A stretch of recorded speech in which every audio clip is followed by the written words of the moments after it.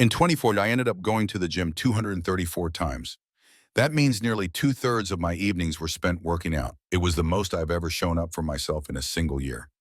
That made me wonder, what changed? What helped me stay consistent at last year? Was it pure motivation? Was it iron discipline? Or was it just falling into the right rhythm? Sure, all those might have helped, but none of them were the true reason. Looking back, I realized it came down to one simple thing, something no one really talks about. Yet it made all the difference. So I decided to share it in this video. The game changer? A basic habit tracker. I sketched it by hand and marked each gym day with a check. For the days I skipped, I used an R for rest. I pinned it right on the whiteboard in my room. So every day it was there, staring me in the face.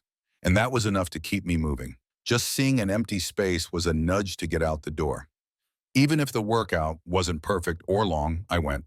Because it was never about maximizing performance or sticking to a flawless plan. It was just about showing up more often than not. That's when I saw how powerful environment truly is. If your surroundings are full of unhealthy cues, it's hard to resist. But if you build an intentional space with positive nudges, your habits start to shift. Not through force, but through flow, like keeping only healthy food at home. Or having a water bottle always within reach.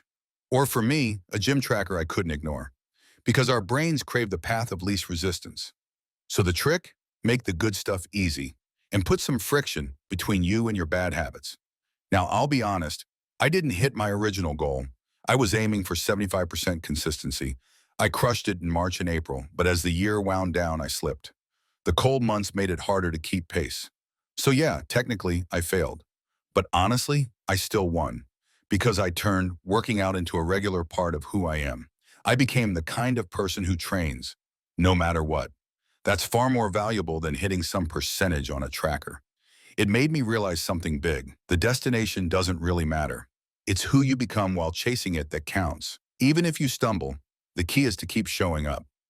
Consistency is never a perfect straight line. It has dips, peaks, and messiness. So if you want to build real consistency this year, pick one habit, track it every single day, and shape your environment to make that habit almost effortless.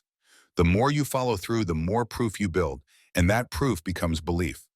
Belief forms your identity, and once your identity shifts, everything else follows.